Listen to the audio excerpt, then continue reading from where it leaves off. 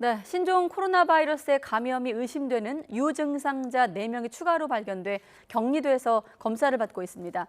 질병관리본부 관계자를 연결해서 신종 코로나 국내 대응 상황 계속해서 들어보도록 하겠습니다. 박혜경 과장님 안녕하십니까? 네, 안녕하세요. 네, 새로 발생한 상황부터 바로 여쭤보도록 하겠습니다. 지금 보면 유증상자 4명이 검사를 받고 있다고 했거든요. 네 분이 증상자로 분류가 된 과정부터 좀 설명해 주시죠. 네, 새로 발생한 상황은 아니고요. 지금 신종 코로나 바이러스 감염증 또는 뭐 초기에는 우한 원인 불명 폐렴이라고 얘기하는 그런 증상자들이 있었고 계속해서 저희는 의심 환자들에 대한 검사를 진행해 왔습니다. 네. 지금 확진자가 발생한 후에 또 매일매일 조사 대상 유증상자가 신고가 되고 있고요. 네. 지금 말씀드리는 4명은 아마 어제의 상황을 말씀하시는 것 같은데요. 예. 이 4분은 본인이 우한을 다녀온 후에 어떤 열이나 호흡기 증상이 나타나서 질병관리본부가 운영하고 있는 1339 콜센터를 통해서 신고를 하신 분과 네. 그다음에 확진 환자와 접촉이 있었다고 판단이 돼서 확진 환자 접촉자로 분류돼서 관리받고 있던 분이 있습니다. 이런 분들 중에 증상이 있을 때 검사를 시행하게 됩니다.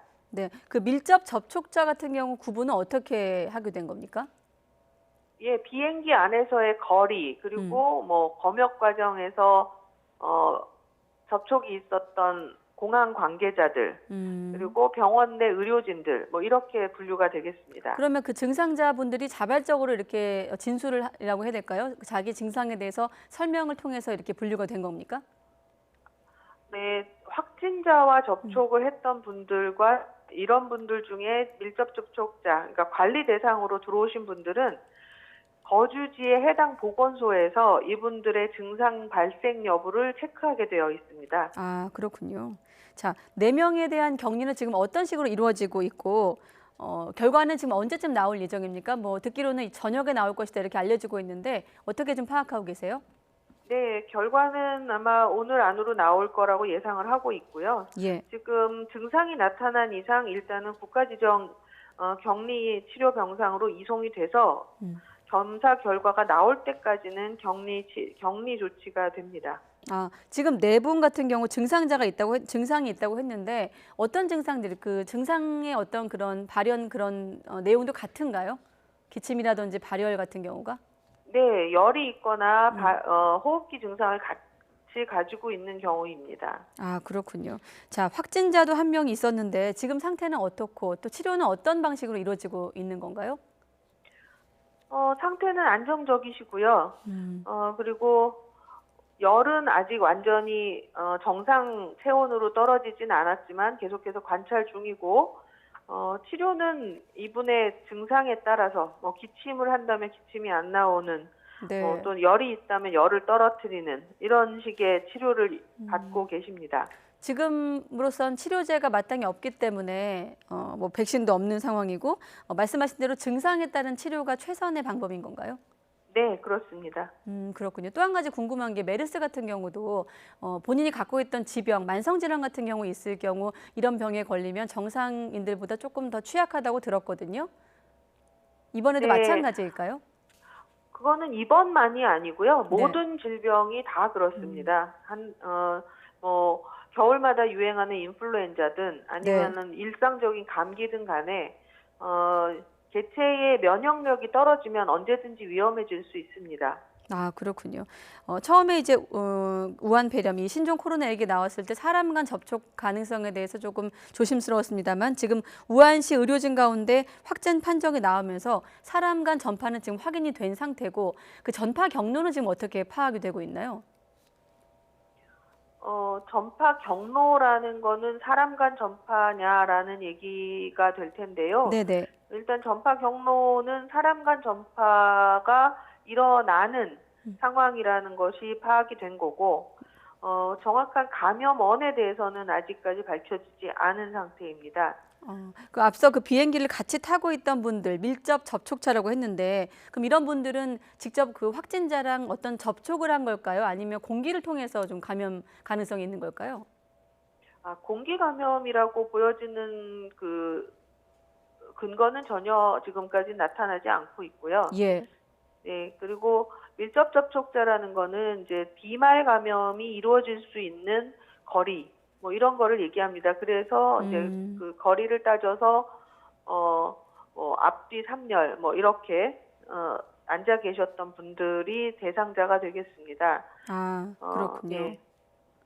자, 중국 정부가 과거 사스 대유행 때 썼던 대응 방식을 쓰기로 했다 이렇게 들었거든요. 지금 보면 중국 당국과의 정보 공유라든지 공조도 좀 중요해 보이는데 어떻게 좀 당국끼리 소통을 하고 있는 건지도 궁금한데요. 당국끼리의 소통보다는 네. 지금 이런 신종 감염병 그리고 WHO가 관리하고 있는 감염병이 발생했을 경우에는 예. 세계 모든 국가들이 WHO의 국제보건 규약에 따라서 보고를 하도록 되어 있습니다. 네. 그 보고된 내용이 그리고 다시 각 국가의 공식 연락 담당관들에게 전달이 되고 있습니다. 그래서 중국과 저희가 따로 어떤 정보를 주고받는다기보다는 그러니까 물론 이제 여러 가지 채널을 통해서 많은 정보를 더 수집하기 위해서 노력은 하고 있지만 지금 중국 당국은 그런 채널로 보내지는 정보와 네. WHO에 보고하는 정보를 동일한 정보를 지금 유지하고 있습니다. 그렇군요. 그 WHO를 통해서 정보를 우리는 받을 수 있다 이런 말씀이신데 사실 초기 대응 얘기를 안 할 수가 없는 게 초기에 좀 중국 당국이 뭐 다른 나라 얘기긴 합니다만 좀 쉬쉬했다는 지적도 있었거든요. 우리가 좀 보기에 좀 대처가 좀 아쉽거나 지금 하루 만에 100명이 확산될 정도인데 그런 대응 부분은 어떻게 좀 국내에서는 바라보고 있나요? 아마 원인 불명 폐렴이 처음에 발생이 되면서 네.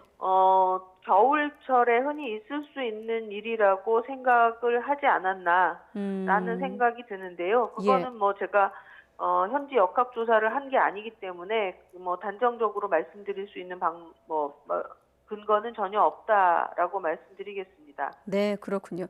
앞서 말씀하셨던 그 유증상자 네 분이 물론 이제 다행히 확진이 안 나오면 더 좋겠습니다만 만약에 가정을 통해서 확진이 나온다고 하면 우리의 방역 당국의 대처는 어떻게 좀 달라져야 하는 건가요? 방역 당국의 대처는 어쨌든 저희가 접촉 대상자 안에서 네. 환자가 나온다라는 거는 사람 간 전파의 가능성에 대해서 좀 더 확인을 할 수 있는 내용이 될 것 같고요. 네. 그렇다면 이제 좀 더 그 일반 접촉을 주의시킬 수 있는 방안으로 더 강화해야 나가야 될 것 같습니다. 네, 알겠습니다. 과장님 여기까지 듣도록 하겠습니다. 계속 수고해 주시기 바랍니다. 네, 고맙습니다. 감사합니다.